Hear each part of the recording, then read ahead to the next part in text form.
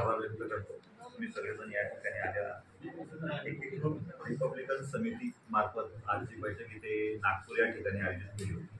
ही बैठक ही फक्त आमच्या राज्याचे अध्यक्ष किंवा आम्ही सर्व पदाधिकारी, आमच्या पक्षाचे जे राष्ट्रीय अध्यक्ष आहेत सगळ्या पक्षांचे, आता समाज पार्टी असेल, रिपब्लिकन पार्टीचे आमचे आठवले साहेब असतील, त्याच्यानंतर गवाडे साहेब असतील, त्याच्यानंतर रिपब्लिकन सोशलिस्ट पार्टीचे आपले माने साहेब आहेत, गवळी साहेब आहेत, त्याच्यानंतर आंबेडकर हे गटाची आमचं एक टीम आहे. म्हणजे सगळ्याच गटातटाचे आणि सगळेच पक्षाचे आणि काही संघटनांचे पदाधिकारी या ठिकाणी आहेत. आणि ते आम्ही मनाने नसून आलेलो, आमच्या राष्ट्रीय अध्यक्षांनी आम्हाला या बैठकीला पाठवलं.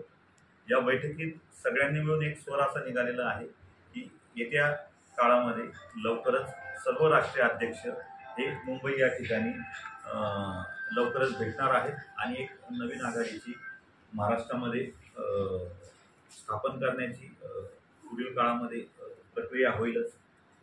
आणि एक चांगली बैठक झाली. आंबेडकरी समाज हा संवेदनशील समाज आहे. हा प्रत्येक ज्यांच्यावर संविधानानुसार अन्याय झालेला आहे, संविधानाच्या दायऱ्यात ज्यांना काम करायचं होतं पण ज्यांना संविधानाचा लाभ मिळत नाही, संविधानाचा जे पद्धतीने पायमल्ली होत आहे, संविधान वाचवण्यासाठी आंबेडकरी समाज सगळ्यात पुढे असतो.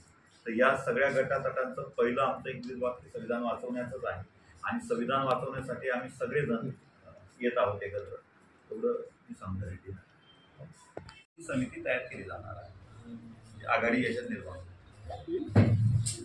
या आघाडीतल्या याच्यातले काही आहेत ते सत्ताधारी पक्षात पण सामील आहेत, भाजप सोबत आहेत.